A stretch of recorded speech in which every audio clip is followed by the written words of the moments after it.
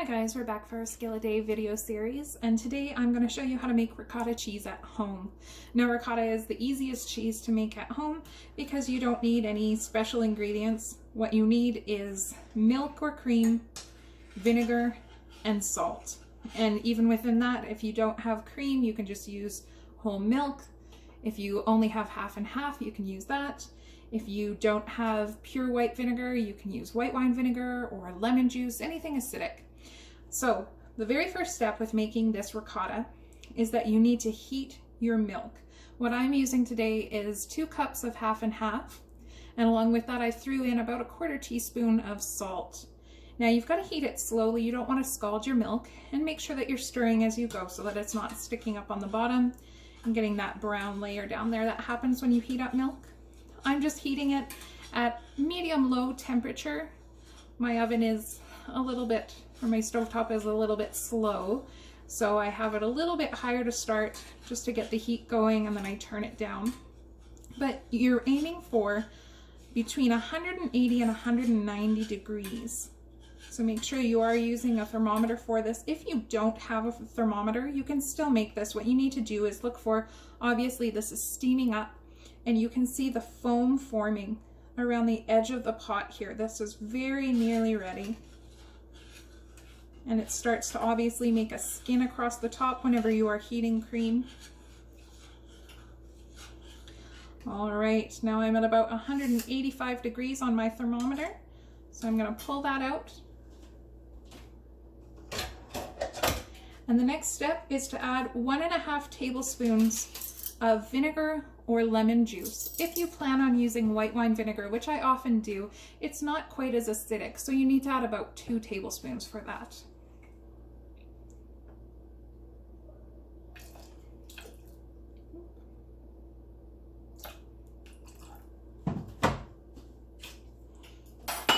Clearly, I'm very good at pouring things.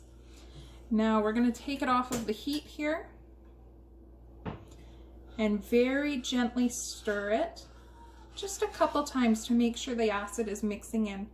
You can already see how it's beginning to clump. What I'm going to do is set this down for about 5 minutes, and then I will show you the next step. All right, so we are back after 5 minutes, and this is what my ricotta looks like now. If you see around the edges here, you can see that the whey underneath the liquid there is clear. If yours still looks like milk, what you need is more acidity. You can add another 1/2 tablespoon of vinegar, maybe try lemon juice if you tried vinegar before. Just add a little bit more there so that it's starting to curd up every part of the cream that you can get out of it. Now, the next step that we're gonna do, I've got in here a fine mesh strainer with a couple layers of cheesecloth over top. And what I'm gonna do is just pour this in kind of slowly to let it get a little bit wet so that it catches things better. If you're using a lower fat milk, or if you're using an ultra pasteurized milk, it helps to have it a little bit wet on the cheesecloth before you pour it in so that it can grab the finer curds. Now mine, because I used a half and half cream, I didn't even use milk, and mine isn't ultra pasteurized, and I had a lot of acidity in there.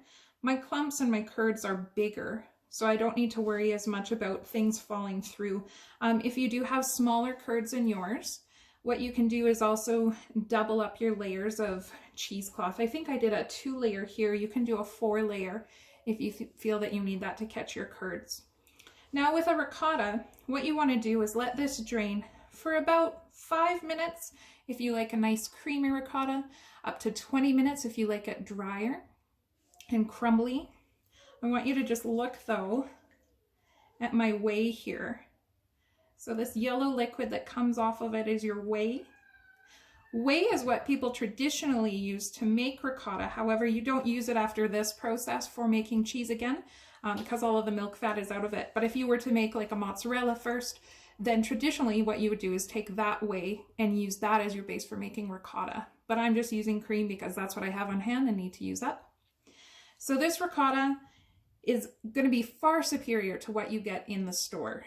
Depending on how much salt you put in it, when you taste it right away, it might taste overly salty, but those flavors will in fact mellow out as you set it in the fridge and let it cool down.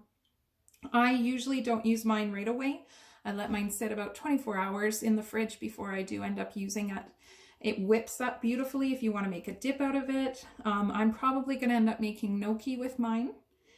And you can do it obviously in lasagnas. I make a mango pudding with ricotta pureed with mango.